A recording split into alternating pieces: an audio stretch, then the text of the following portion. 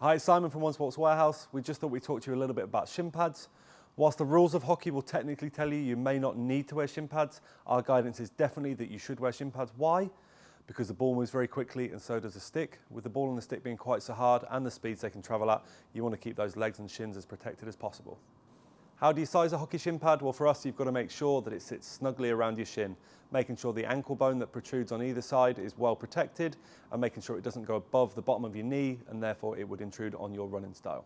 There's two main styles of hockey shin pad. One is an adapted football style shin pad, which has a slightly softer ankle protector, but has a stirrup that goes all the way underneath the foot.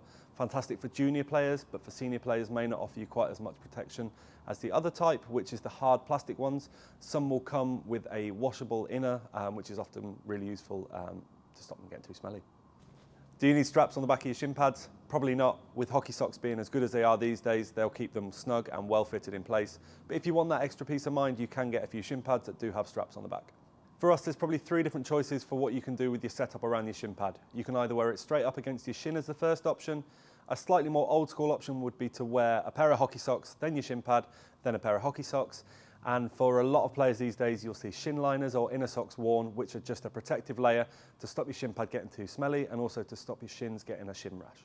Shin pad maintenance, yes, as you wear your shin pads, they will start to get a little bit smelly, but there are a number of shin pads on the market that do have washable inners. Fantastic to just chuck them in the wash, but do be careful not to tumble dry them. They will shrink. I'll vouch for that from personal experience. There is also a number of products on the market that you can use to pop inside your bag. So things like Smell Well or No Stink are fantastic products that will keep the moisture away from your shin pads whilst they're stored inside your bag. So we're going to look at a few different shin pads in the range now. They're going to get thrown in at me and we'll catch them and have a little chat about them. We'll take you through a few of the different options now. So the Shield shin pad that we talked about earlier is a modified football shin pad. It has got the stirrup underneath, fantastic for junior players. Next up, the Grays G600, probably our biggest selling shin pad. Really affordable and also comes in 4 different colorways. The Adidas shin pad on the market is really durable. It's also got some fantastic removable inners to make it nice and washable. Final one to look at is the Grays G800. It's got removable inners just as the Adidas one has, but also has some straps at top and bottom just to give you a slightly snugger fit against your shin. Looking at getting yourself a new pair of shin pads, one thing to consider is an inner sock or a shin liner.